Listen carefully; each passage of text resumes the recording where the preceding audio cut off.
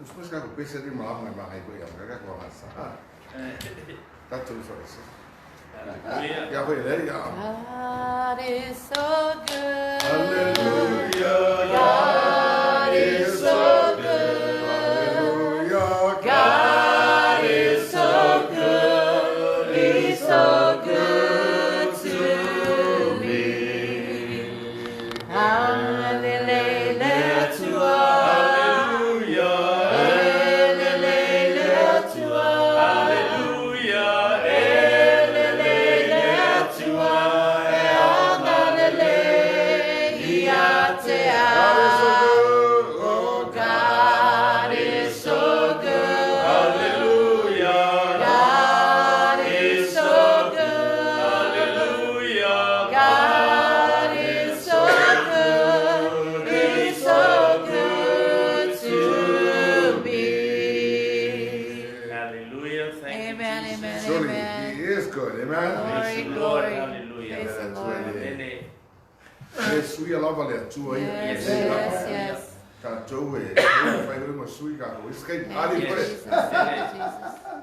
Ja, e sui tau, sui tangata, sui lo langa, tai le atua, ele sui ala vaia.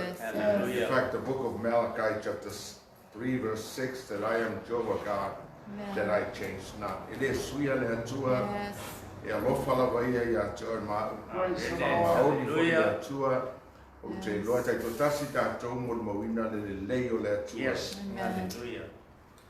Aso la vaia i le mua le Ioane apostolum tau mua o se foi o masani o na tatu tangoina.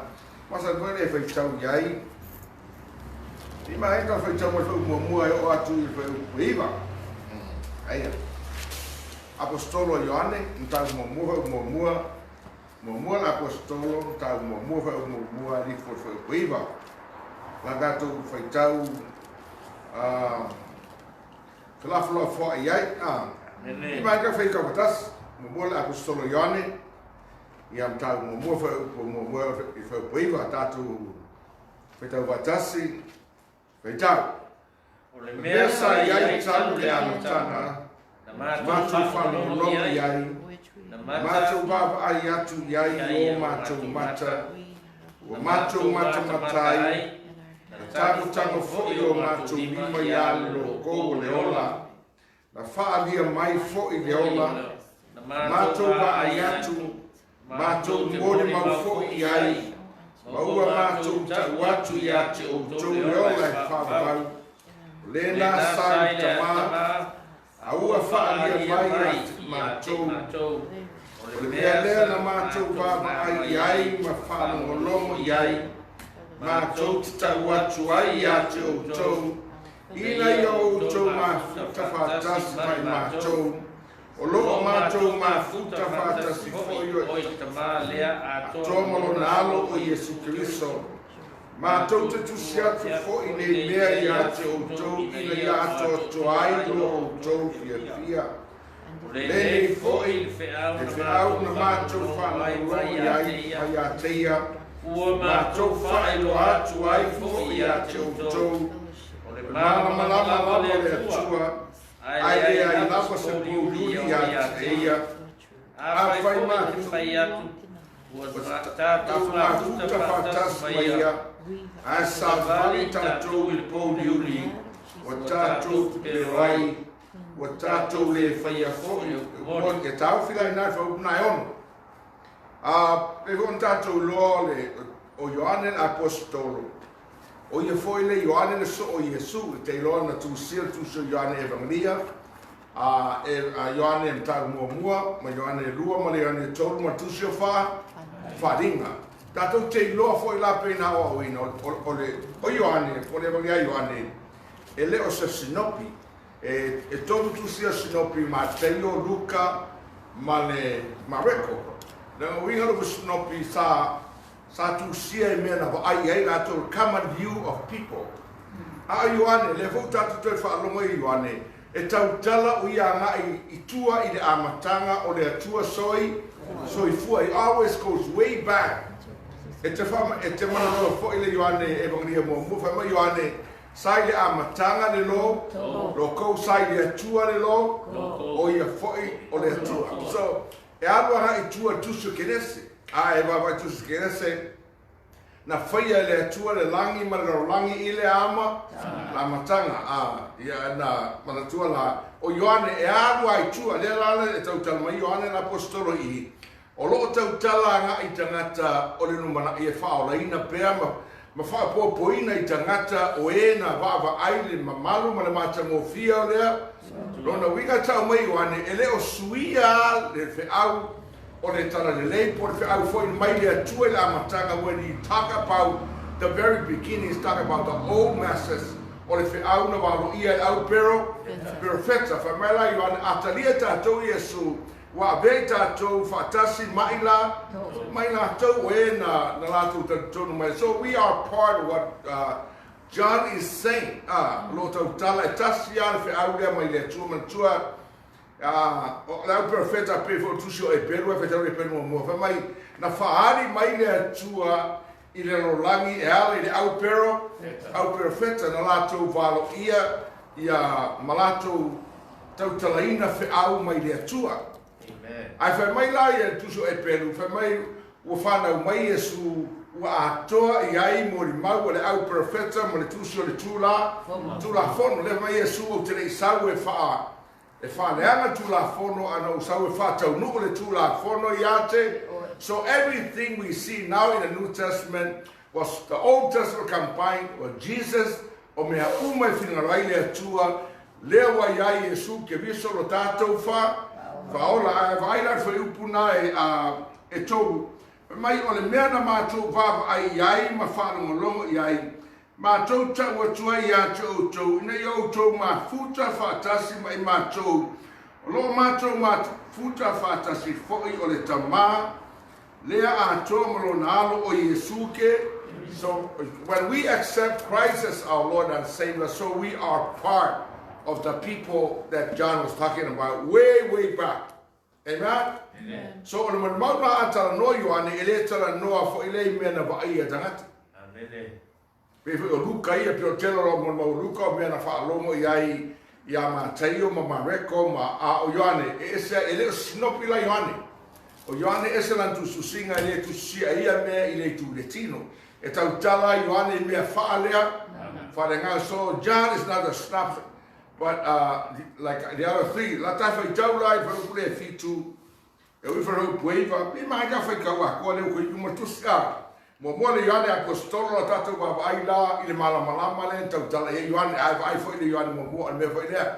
O lo tau tala ile mala mai o pe tatu fa no o Iesu el mala tatu fo ma vai fa ko fitu ta fa tau tele. Mo le Ioane tau mo fa ko fitu fa tau. Ai a whai tātou sa wari le mana malama, whapei o na iai o ia le mana malama. O na tātou ma futa whatasi ai leo le tasi o le tasi, o le loto. Foi o Iesu ke viso lo nalo, whamai nai tātou na sala malama. A whai tātou te whapea, e le aisa tātou na sala, wa se ai tātou ia i tātou, e leo tontoni a te tātou e ukumoni. Ai a whai tātou te whaari e tātou o sala. E whaamaoni o ia maleani o tonu. E whaamaangarai e tātou o sala.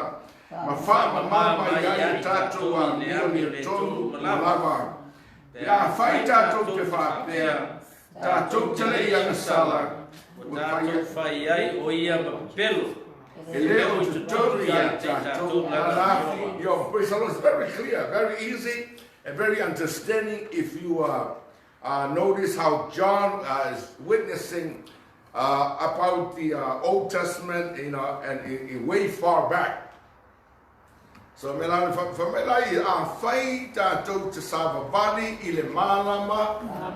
it's good to understand. I noticed this, Elena on the Mount Lama, you can understand everything, but you have to do it. You can say, right? And my fire tato malama lama to spaya, teletangata poto to spaya. But if I say falo ya upu nema. Fight. Everybody say fight. Amen. Everybody say fight.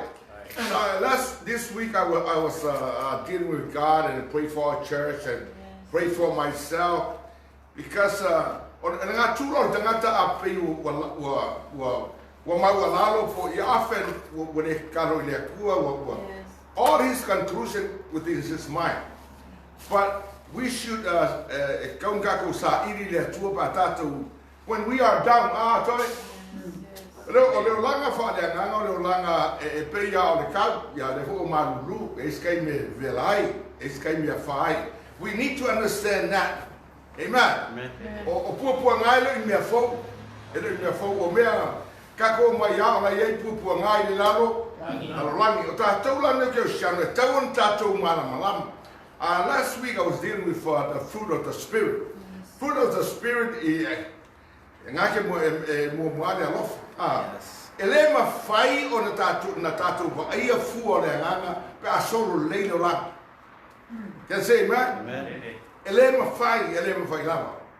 Tatu tal no fu o le nganga fa mai le kaltia na lima fa o produsu lua a o fu o le nganga o le alofa o le ori o le firemu o mea ia. Ele lo ka ko pa firemu meu. Can say amen? Ele lo se vanga na o mai pupu nga tatu o langa faalea me ala le o ai mo fuale ha pe no foi tatu I think I seen ka gule ma ka fa ma tamas po klamba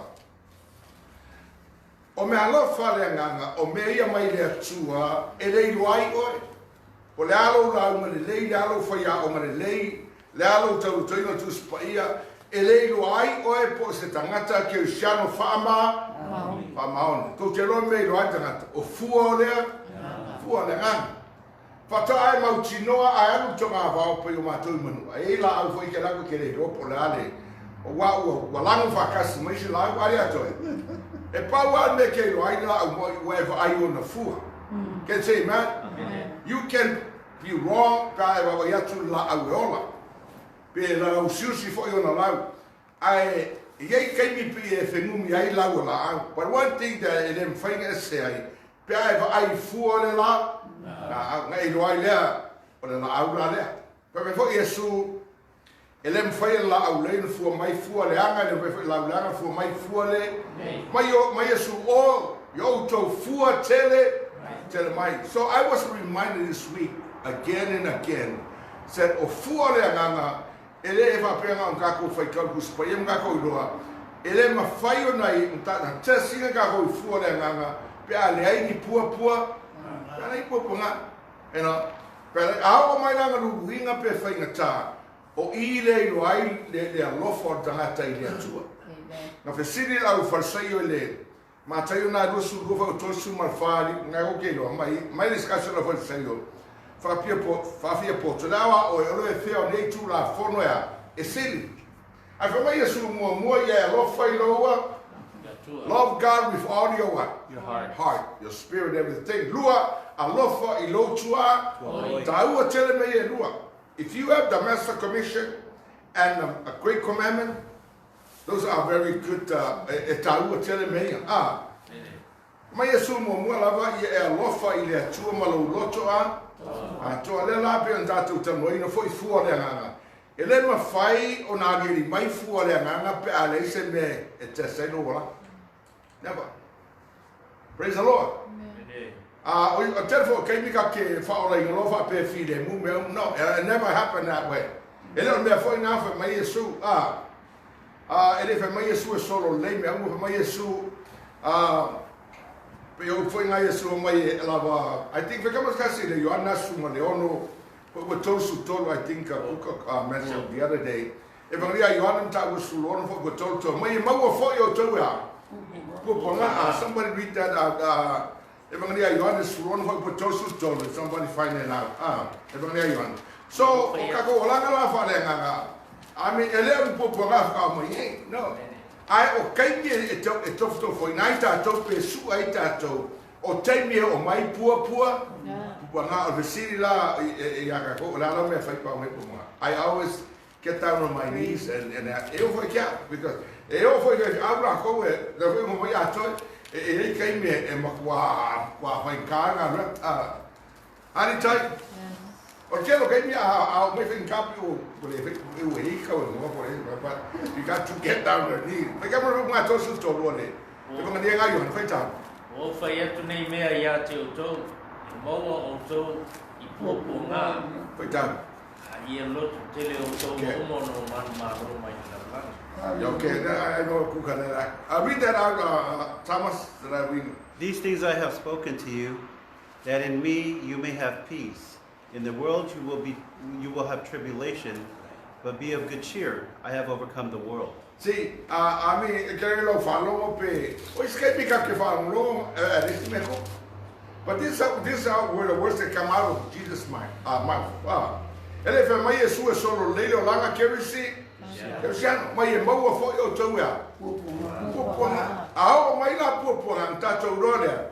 E moni atus pa ele ka ko kio ya. Au es que mi fa ke ka ko. Então está assim, mo pe ter um tal pe fa fo busuma do. Mo pe ter um tal pe fa fo busuma do. Alo no minga la tale fo ya. It's good to reflect on the word of God all the time, you know. Wa pe fo ya. O fo fe au ka ko you know, I mean, ele fa pe life fo ele o se au le mo fa ka ke nga wena. E fai mo fira ale tu au tangata ele fai mo e fai nga ele fa pe la. I've failed to I'm sorry. I've failed to we na mai le tu le nga po so sonia ita ya ita to so foi tamala sta sin mo pe terum ta pe fa fa busuma do foi tamala sta Le au pele, au atou te ofo i le toftu fonga pe o le afi. Ua o ia te outou e whai ma toftu fonga ia te outou. Pe sea i o se mea fou, ua o ia te outou. Ma eu mai pe se me fo, ali me fo, ali to. Ele me fo, mai au atou te ofo, to fe ta tasia. Mo pe terum ta mo fo pe fa, foi ta. Le au pele, au atou te ofo i le toftu fonga pe o le afi. Ua o ia te outou e whai ma toftu fonga ia te outou. Pe sea i o se mea fou, ua o ia te outou. Ai whapei o na tu. Ya wala ya. Pe mai Yesu au mai ia la apostolo. Au atou te ofo, escape me ofo ka. Well, I know what my name I know email for you know, in this morning I'll say wala long for I think people for por tour. No matter for le so Yesu. Eta sia tangata no tirona bot. Now Johan. Le telo au so Yesu. Au ki fa makulo uma. Ele ai a se singa au ki fidemo. Ava ia toma na fanga le au inkia ava fa pequeno mai pequeno a fa tau lo au lunga o vai au dalo lo au ngi fa tau nga fa tasi ma u ma lo li o ye Yesu a fa tau I la I ka ko au so ele ia se singa o ki so mo ki foina na matua oti a oti fa ma tulo pe oti ono le mana ona o le mau ia Yesu Kristo ma le tala le lei ia ye ya Yesu. Jadi kamu kasih fadinga ngas dua fa consultas. Si lesi ole mau mana long minga lau tala I passato pe ngako. Ele sui le rangi ne. O fa ngang tato mai ua po yuri lo la. Man ko fa inga ua fio mai le tua la fa ngalo. Fio mai le po yuri.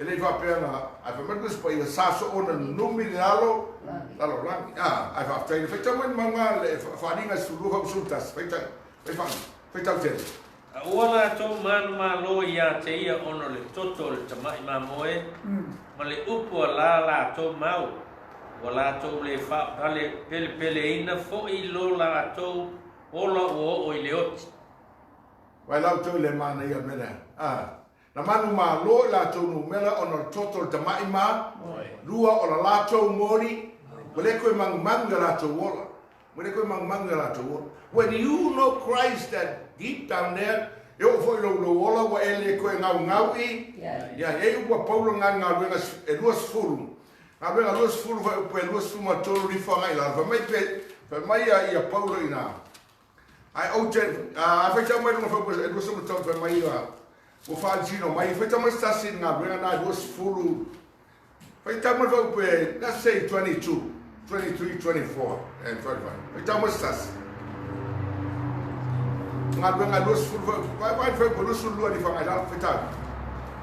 And see, now I have bound in the spirit to Jerusalem, not knowing the things that will happen to me there, except that the Holy Spirit testifies in every city, saying that change and tribulations await me. But none of these things move me, nor do I count my life dear to myself, so that I may finish my race with joy and ministry. I tell you in Melna, come fire, so a coffee, so coffee powder, I will have yellow, sir. Now, life I can my poop, I might pull Falchino, my yacha, there I may or fatally mine or Tana, my poor. If I make powder and I owe them on a tour set as Simea. Along name for the Vola, Otele now eat. Say yo for Umalo, Moe, Male, Oli. Ah, in a Yamori Chino, long Fatasi, Male, is it a Kuspizamo, Male Mauma, is the Fetcher of Nile. It's good to hear from the word of God. It's a Maniale, Utamana, I have in the show. Mania, why Mario, I could spy, and I was full of either from I was fine by another book. By Tabu Sufa. Or Tupula Fiona, le Tua Faterina. That's 20. By the Bulusuma Fa, and I was full. Yeah, we are set on my bunga. Okay. I'll tell him on the tour set of Simia, I might reply. I'm going to lose so much far, I'm going to lose full by so much far. I owe them on the tour set as I'll tell him on tour set as Simia for tap. Low love all of 40. Otele now yai. Say over Umalo Momoe, Maleoli. I told told my favor, or my lady or Yesu. Wait up. O te mori tino atu, le tala leo le lofa tu no le tua. So Paul said, even my own life, I'm not thinking about until I want to accomplish or finish the call that God has called me. Amen. O tata umawa au pe yeso kofi pe le ainga wala au orda faolaina wa au mai ai tatou le fe au o le tala ina o le alofa tu. Mai la pou le o fo i le wola o te le o toe nau naui. Yeah. I mean, what a challenge. My polo, a lot of for your love, Jelly, now, I say, Yo fa uma, ever say fa uma. Jelly, the time, more and get a crack of hell from my I will Praise the Lord. And my idea, what was a Polano, Nana, I my polo, what will tell them? Tell the lay what? We are telling them. It's good to finish. Everyone say finish. Finish. Tell the tangata uele fionga le atua a uele uma. Parakuka is good to finish. Amen. Olo tala ile tambo enga. Le kapkamo e ele fe mai fo ile ku fe ngo fiel kamo. No, it's not. He didn't say that. He didn't lie to us. He didn't lie to us. And find out the pelong, you forgot to wish ka inga fa mai o mai I loku le a mama. I'll just pay la pay money to ele pelong ia ta to ele tua. Ele fe mai fo Yesu ele ni pu. Yesu e pu nga. So tato o mai la a Yesu se ka yaku o wa se le me. Wo se ka la fa mai o mai lotu pat ele ni me fai le ai nyam. No, that is and that's not the truth. Amen. No, there is a battle, a war, a spiritual war. Therefore, you find a time, and therefore, you look with any young man fight. Kasi ala look with any man fight, or look for them, I was a Sephalic about for your power, look with any man fight. I'm from Woki, Ariagoin. Amen. So thank God. A fight at Savali ile malama. Fa pay on a yai o ile malama. Amen. On a tatoa, ma futa fata fellowship. The word fellowship. Koinonia in Greek means having something in common. Tato te tonu fatasi. But may na fai tato sa vali mamalam. We need to walk in the light. Amen. This is the light. Me whana kau koe. Tele sa moa ele o malama lama. Elo lotu a ele o malama. Fia ora pe whana programa na tato fai po mau matamas. We try to remind Samoa. Whamangaku ya Samoa. Awa Samoa o tangata fia lotu. Ele foi Samoa de fialu yola wha That's right. po fea loko no koe Samoa fia o yola whaava. Ata muna ta watu atu se lusi atele pe a whai ele alu Samoa yola whaava. Yes, yes. Ai sea, kere Samoa wa pelo mia foi, pelo mia e o lato lava manatu. Wa pelo mia lava tangata e o lato lava manatu. Wa wha seina foi tero tangata e o lato lava manatu. Awane ingalo fa mai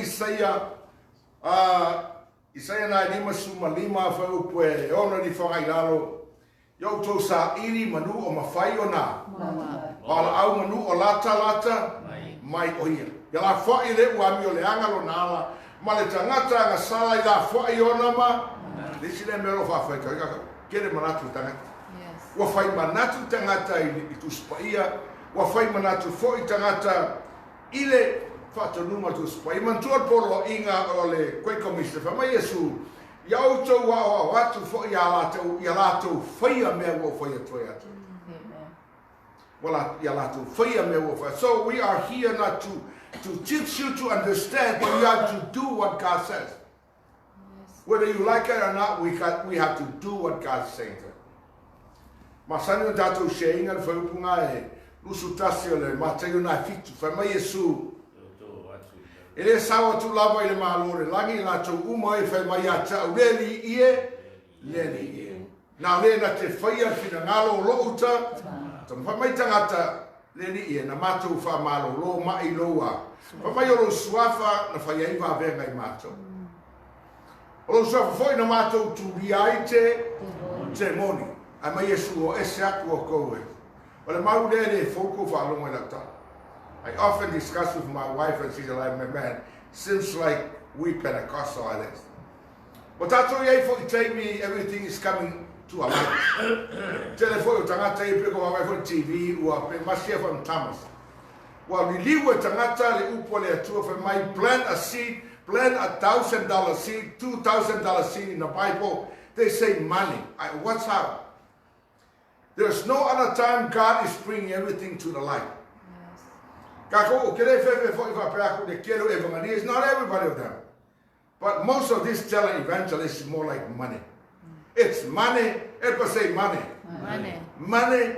Paul said for the root of my love of money. It's good to have money. The love of money. But we must be careful too. Even me, even for Samoa, to low love. Langa e fo ke mi o kupela e ke fesiri pola me ma foi e fia la unga lo kele a kele fia la unga lo kole kiki fesiri pola me ma foi nga lo foi a inga kele me a me ke oe a kele lo fo ile a inga re ni me ma yate we can be in the same place yo foi ata tone e fesiri a ko wa o mele area me foi le mai polo a mai kaka mo me ya fio mai ala o fio me ru ala a mai kaka makiva why say making of mo mai it happens in the church. Better wake up. It's happened to our church. It's about money. I often say we share Thomas and my food I mean, hey, where are the millions of people? I don't know how many people then, but I'm sure it's more than a million. Yeah. But only 8. It tells us and reminds us God has no respect of people. It doesn't matter. God has no respect of the church.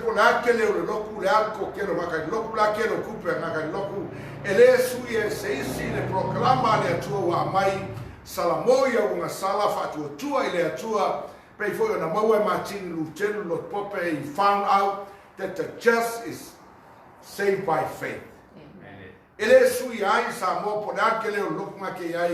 I want you to know and understand it all comes to you as a person. Ma, mai la Yesu, ile matayo na fitu harusu matasi.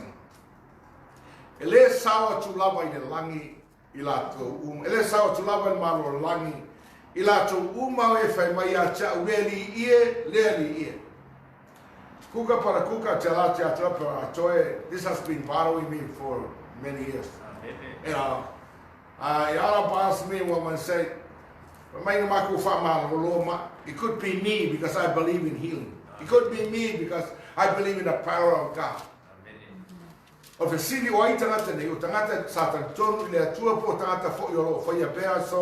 you look at TV right now, there are many fake things on the TV.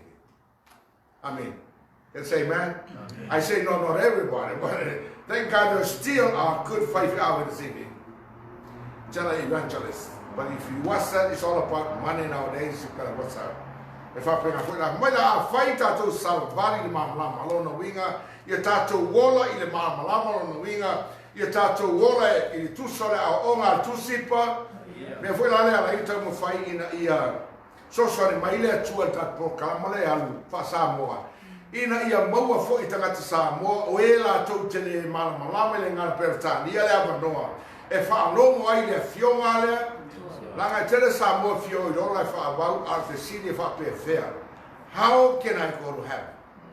So that is the very ultimate reason on proclamale to or Fiona le to all. The word of God at work. Olo nga lua le upo le a yaisa sa mo pe tasi se nga ngai faolaina pe fa marusia foi in nei proclama por nei auto spaia. You know, thank God for it. Amen. So me foi la leta tu tatu mai la ia Ioane la posula fai tatu sa vali mama. If we walk in the light. If we walk in the light. A fai tatu sa vali mama lama ona alia. A fai tatou salvali ma malama ona tatou ma whapei ona iai oia le malama ma no oi ia o Yesu ia ma. A fai tatou salvali. Tatou anga sani tai ao in our life as a Christian, we need to walk into the light. Amen. Hallelujah. That's right. Ele le poto le tangata au le fionga le atua whamai le salamu a salamu lima o laua fionga lea. Suleo. A samu aila o tunu matatu e kalesia. Ele suia seisi le upo le atu. Ele suia. Ele suia seisi le upo le atu. Mauta tonu foi la tele Samoa la lotu. Ya e fio yo la fama. Pone al tele lotu. Ele fai se maloso se lotu ona avei oi le ola e fava. Sa tato tal noina foi fe mai Yesu ya o toni fa seina o to se. We are living in a time the antichrist is coming in. Perché loco foi loco a fai te te tu spaia ko se o mai Yesu, you are an antichrist. Even people who are in the church, if you go against what the Bible is saying and what Jesus is saying, so you are the Antichrist. Nela tayao tato awaya tu le tua praise the Lord. Before lang ko loa o e mafai o na fa seina o yo lava ma. Na fa tu spaia feta lai le tua el ma.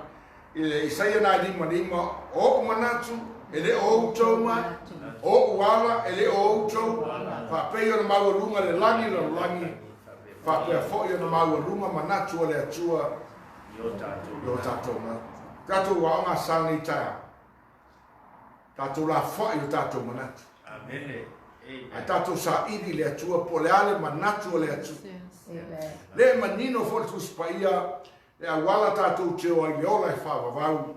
Wa umo na whasino mai o tu spaia le mea whai al tangata. Ai whai tauru mātaio, nā tau mai nā. Mātaio mō tala ngafo Yesu, mātaio ron lua. Tala malanga ala au mākoi sa ini Yesu, mātaio ron tolu. Wa langa Ioane Papatiso i nā sala mo ia o. E leise se sui al mea nā. Everybody that wants to go to heaven has to repent. Amen. Ia sala mō tangata po leale, po le ale mau dunga tangata le alta mau ainga whawhetai le atua e tasi lawan awala e ui ai tangata uma o le mata upu o le Salamoa. Amen. Chapter 4 ma tayo walanga fo Yesu ina Salamo Salamoa. And I was in the I think it's always come back to the very source of our understanding how to go to heaven. It is somewhere if you are. Amen. Pamela fo punga fitu a faita to savani mama lama fa pei ona yai oia ile malama lama ona tato mafuta fa tasila wale o planga mafuta ole upe fa sino ya tato tangata ua talia Yesu fai mari ma fa e ma fai ona fa poto la langi ai le ma fai ona mafuta ole mafuta. The word mafuka of apalagi or the fellowship. Rona winga o tangata fo if I'm tala seisho tangata wailunga umal vaatas. Pefo o malo. Ava peo o le navy ai lunga umal va aria to. Amoko alva ngai ko vakasi amoko. So you better believe it together. Tangata umal penal mena. O ta jone ua mafuta fatas. Mai a fai ta tonte. Mai fai puna mumori anem tau mumua fai upe fitu a fai tatou salvani mamalama fa pei ona iai oia le mamalama ona tatou mafuta fa tasi lea o le tasi ma le tasi o le toto fo yo isu te visolu nalo e faa mai nai tatou nga sala umalau pato a maua me tau o le mafuta o le tasi ina o tatou mamalama i le fio ngare atu. And that is our thing. It's a fellowship. Koinonia. Rona winga o tātou o mai whātasi. O le mea whoi nana tupu i le au so ai whai tau ngā ruenga nai rua whai mai. O lātou tū mau i le mata upu a le au apostolo mua o le mafuta whātasi ta talo whātasi tofi le aweto i ama tala noa tu spaia. If we can do that, I mean, just like you did. Amen. Praise the Lord. Foi upe walu a whai tātou te whapea, reisa tātou ngā sala wa se ai tātou ia ita, e leo to tonu a te tātou le pumon. Lea le pumon, fa matu spaia wa ngā sala, ta uma maua leo o le vini ngai le tua. Samo ai, meisa tātou masenga, e le ai se isi alua le langi, e le mana o mia whaamanga roina o ananga, mai a whai tātou te whapea, leisa tātou a sala, wasi se ai tātou, iai tātou, e leo te tori a te tātou, le upu mori, pela no whai tōro, tātou wola i teimi. Wa whaseina tangata, ma whano tō telo tangata, ona mua e ma whai lawa e oe na whaseina, oe i ate, o le mea sira na whainga tā. O le whaseina oe e laua lotu le te lotu, even da a sami o ka. E no a whai e lele e whaseina ka koro, o mea sinin kinga. Pai, mea whai ngau te tatou nei a uia. E kawanga e su e lotu la e ke lo kwai o ka koro. Mea ngau whaftai tatou lotu. E leo tau fia, le su e al tangata ia, ia te la. Amen. O le mea o te ia, ai vei tau tu spaia pe o le sile mea e whainga ta ai le tangata o le liu. O manatu al tangata ua ia wawa i loa ia le ngata i lea o le atua, fo i lea pe no atu. E fo i nisi o manatu whapea o ia o le atua, tangata o le atua po a. Mantua la sala mua na o le mana o tangata, o le mana o tangata e fia whai matua. Zala. Resi ngā mea i kako roa, e leo tātou ni atua tātou. Thank you, Tom. E leo tātou ni atua tātou whātusa o le atua. E mana o roa tangata e fia atua, ma mana o pei o le atua po. O ia o le atua. I manatua tātou e la sala na mua o nā salai tangata. O le mana o eva ma tamu e fia whai matua. Atalata se vese fsiri nei tai au. Aí vai, praise the Lord. Thank you, Thomas. Amen. Esse é o sim. Fala pouco, pô. Olha, the Great Commission. Isn't that the Bible says ia oto atu le lalorangi uma matala ilo suafa Yeah. baptista. Or the city, a great commission, me ka ko kapula langi tala ilo so. Yo. Koi. Matua polo inga na ele nga fefia. Amen. O polo inga na mo tangata lotu uma. Uma. Ai ke fefe pa fefe aga uma ga ka la. Amen. Ya ra la ga ko ya ke na hole e du kule sa mai mu atoe fatai. E du nga mai fatai. Ka la ko helicopter ho there. Anyway, if I bring out kero ako ke sang or ke al fatai fa long fatai ya. Pepe bang wa pe about 80% of who so-called Christians don't even say anything about it. 80%. Between 80 and 90% kakayoki. Ele mori mau lava yaye ya Yesu ma fa long long. So I'm sure we'll be okay. We can go out and witness. Okay, kuka ele sitting out. Yeah, in city. They don't make some 80% of the people never said nothing about Christ. Yeah. Are they punished? Are those people punished for that, for doing that, not go and deliver the message about Christ? Mawela told Pharaoh, "Tanga pele, kaya oil kaya watu lang, atutua." Io e fa la inga la la che di su ma mo foi le. Mo mo con il central per ciò che si sto rifacendo. Ma come che mi le cu fai pale. E le pale tratena. Oh. Aka ia mo e sao pio ma ko ia na ku le afi o mango su. Mo ai le pale ma kua o tato me alofa ma ka ko me ia fai e mo ai o tato pale. Disi nga me mai point na. Tato te leo le langi o no tato me alofa. Amen. The gift does not really represent you because it's not your gift. It is something that was given to you by the Holy Spirit. Amen. We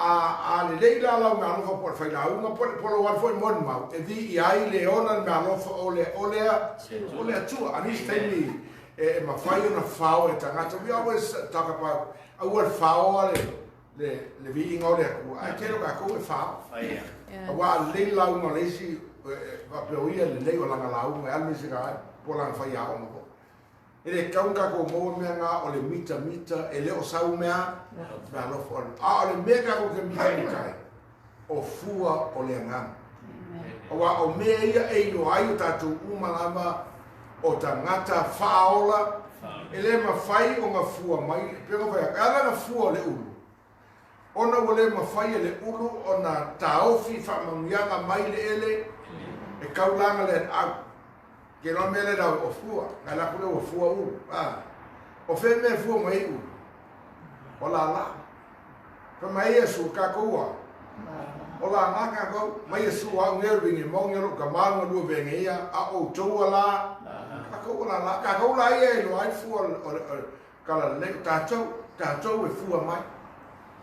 Whaftai la i le atua, tai foi a Yesu, e ka ko vaenga, e pengon tātou whangalongo, i le whataoto na Yesu le aru sumalima, whai mai Yesu, wa unei o le vine, a lo utama o le ngalue, a o tātoua o la so vi ia ranga, e fua mai a kako, me whangaga awa i tātoua langa, pe yo i le mori mawai tala le o tātou o langa e fua tele mai. Mea whananga whak au mai whengata, e leni mea fau, mea la ia, kai mina le ilo ai fua le nga. Kai mea o mai ai whainga, o ai ia fua le nga, o le alofa, o li oni, o le file mu. E koa file mu le tangata ua tumu i le anganga pa, koa file mu, e sau alwa saia ai koa file mu. Ai maka o ke o le nga o toa pa ho ve fia e kai me so wai ma o se kai me a so ke le pe wa hika wa fala mo lango lo ma fau you reason thing with your mind which is natural. Ai man ko o fa nga ka le i me fala lagi o me fala nganga is spiritual problem things. We need to get down to our knees and ask God for help. Yes. Amen. Amen. Ola visiti a kio lalo me fai a ronga o fainka. I understand many times we don't pray.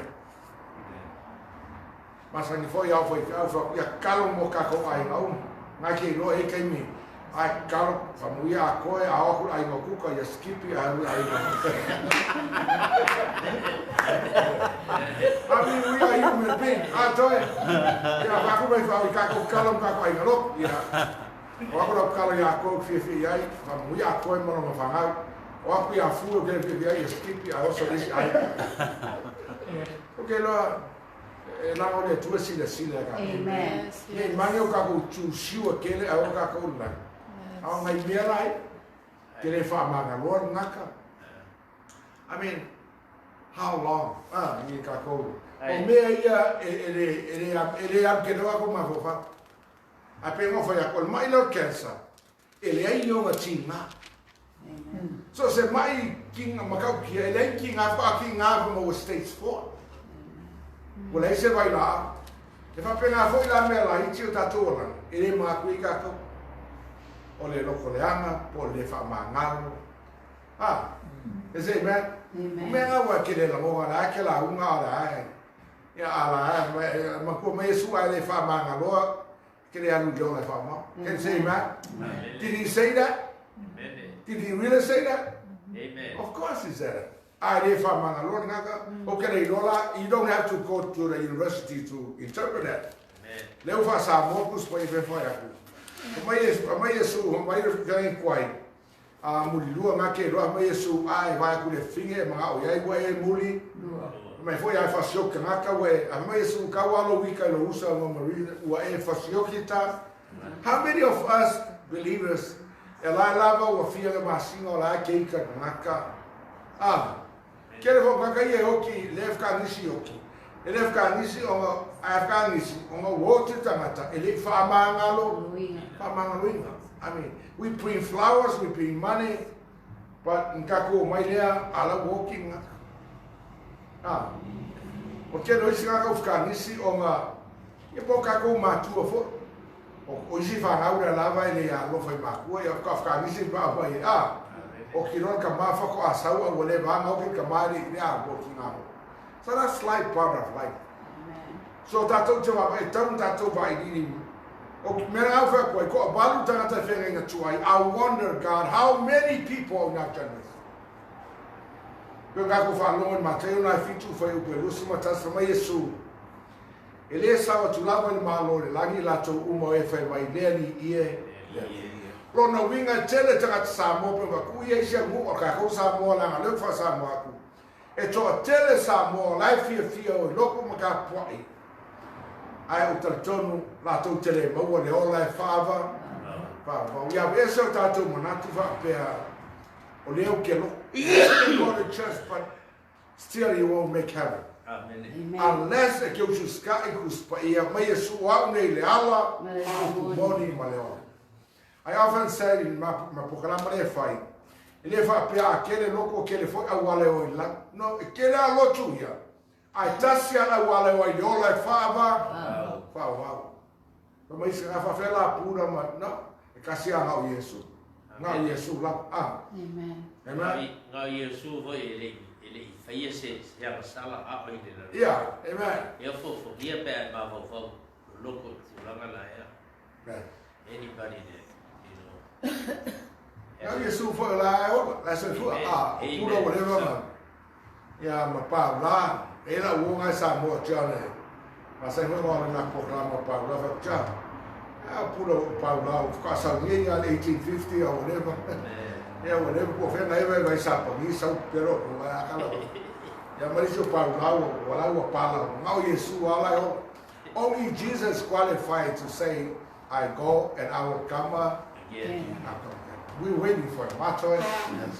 Ele ya wale lo ko kina pasa toy mata to uma. Come on. So ila fio male. So tato. Pamela Yohane. Fai tato sa vali mama. Fa pei ona yai o ia le malama.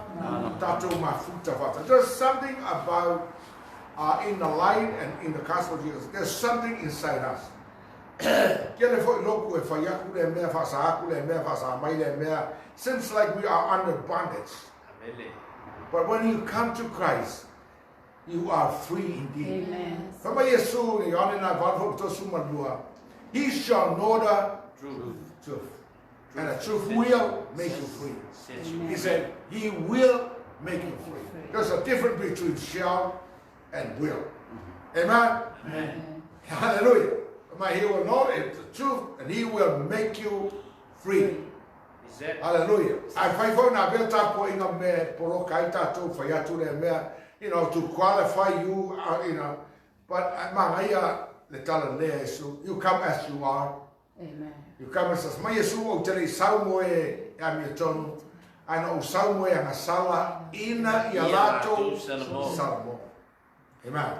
Who can see you have a question or Yeah. Yeah. Or city. Yeah. Yeah, okay, that's okay. So, Marenga mga pulo tato ya, a fight tato sa vali mamlama. Tu spa ia lea, o le malama tu spa ia lea. I emphasize the fact. Ele na ona e malama ma u malama. Ai ta tau na tato sta i le upo fe mai tu spa ia. Awa o le finangalo leo le atua le tono tu sipa. We need to do it and apply it to our life. But if I may assume ta la ta le if I open those fulu yo to wa watu ya te la to fire me or fire to ai ya te o. It's not just to understand it, but do it. Amen. Mateo na fitu fa bulusu ma fa ya te o to ai se fa longo ya upu nei ma fire eia o te fa saina o ya data faulo na fale lunga la. Papa, talking about foundation. Amen. Foundation. Wala ma ayo wala apape. E fau lunga de nyoge nga ke lo. Ole fare sko inga nga fau. Okay. Mega bu banya ya belika ko. Ya city. Ego city. Ya ke. Ole eu como papo ali. onge. Eu se lo kalanga. Okay. Se ma po kingoa o lo fau lo fale mo papa. O lo tau tala ngai fa vai o tatu o langa. Ia fa vai lunga o ke wiso ye. Yesu na fetala Yesu le Mateo na srona fa su marvalu. Ma Yesu a petelo te faiatu nei fo ia. Ya te o petelo o ia o te chala ka le sia lunga le nei. Papa, ele me fai to se o. E nisa tal tono petelo ia ai e mangingo aku spaia. O no. Ele mama o anfe tala Yesu na fa atu Yesu a petelo. Ai le vivini moa fa tonu le fiti mai ate. Ana fai o petelo fa vai le kalesia ua pero la Yesu. Can say ma? Amen. Le ngata ile fa atu Yesu a mani sa tau a mai e petelo ele kupu me ngai a ke o Yesu. A mai Yesu a petelo satani sawia yo tua. So the church was founded on Christ. I know it was Peter's testimony. It was testified about Jesus Christ, but still, Petro in Greek means or Papa Paul Ma for it isn't. But Petra, Jesus Christ, is the solid rock.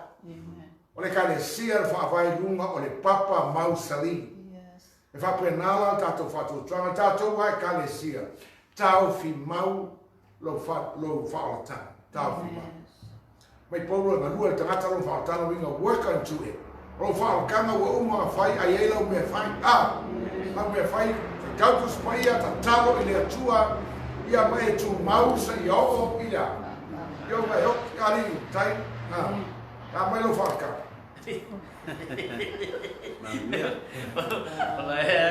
Olha que o ano lá de trás.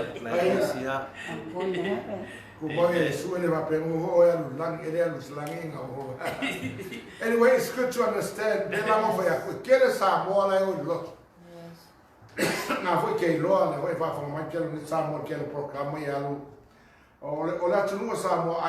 really love our people. The way they treat Whaiwhiawa, the way they treat the people. You know, wao langa ona mai tau manua, e wawa ai kau singa Whaiwhiawa e Whaiatua. o le mkua sa lau pasai. Amen. Samoa foi pe aile ainga pe ai ta mama whangau pawan me yaven me kausami ai whai whia ngaka ke roa ari atoe. Amen. Or the best thing that we give to the man of God because we believe we are serving God. So we iala le tua ai mo oe Samoa kai mi ngeu whaalongo na onga kuspaia whaalongo fo i le telo taima misile ngana paia. Nai whapeu po paulo i konito na i ngā luenga na sumarfitu wa batosfuru. Na whapale le atua i ona po Oliver, pa le anona winga la e whaola inga ka kukua a e kusa o le mea ngā lātoui i loa a o tātou. Whamana o le unga whai upu lea. Whita mo stasi e mahi ka kufika ngā luenga sufitu wa batosfuru. Na whapale le atua i ona po Oliver lea. A ona po nei o lo feta lai mai o ia i no uma matangata uma ia sala. Ia whai kama i tasi wa Samoana. Ngā loa sufitu whai upoe, tose fulu, ma tosu mo tasu pe tau mo tosu fulu. Ngā loa sufitu whai upoe, tosu fulu, whai tau. Na whapale le atua i ona po o le valea. A o loo whetalai mai nei i tangata uma i nu uma lava ia Salamo. Ia ka awhira inga, mana tua la pila o kako kuali a koe lea me kausi we whia. Ke loa lava ya uia. Paua la tau noa na o ia in kalako kau kuai. Wale wenga kou la ngona. O la ngoma fo i hau ne pa i ole. Kua sa uola mai loku la mosa. O ta tonu pela upu la apostolo. E o ala kou de ola e whaava. A wha mai a ona po nei. Nō i o keimi eu kako whanonga i kala lei a. Nene. Mai o loo whetalai mai nei i tangata uma i nuku umalava ia sala. Tātou la ngeu whai kau kuspa ia. Pero whai atu leu mai tala inga whenga inga fau ole sala. Wa iai lau a manoa te whaalo wai tuspa ia mai whaalo wai ngā loi mai o le angangapa. Pa ia e mawhai o na e lotu pe ni ko temo. O le awa o tu la fono. O tai o tapua i ngā iutaia ai whetalai tu e sum tau poto e whanau ai le mālama. O te siri lai fia Samoa o lotu ai leo mama. Samoa ai lo atunuku ma tatu ai na lotu nei taha. Peno whai atu. E le na ona mālama lama ai e tatu whai al mea u whai mea tusipa. Ai se a. Whai kaura whai pe kosukas. Ua whatuina. Whai tau tosutas. Whai tau.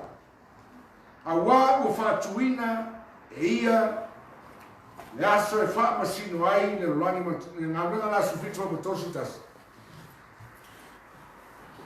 A wawu whatuina e ia le aso e wha masino i nai le rolangi mantonu e le tangata o tōwhia e ia lo wha maoni mai ai e ia e tangata o malava lona toi whatu mai a te ia na ia o ai la le whaira o sino o ie o Yesu a toi fio mai Yesu para fue makuka matatu uma e le toi fio mai o ia o le whaola o le a fio mai o ia o le whaama whaamasino, na te whaamasino, Samoa ai.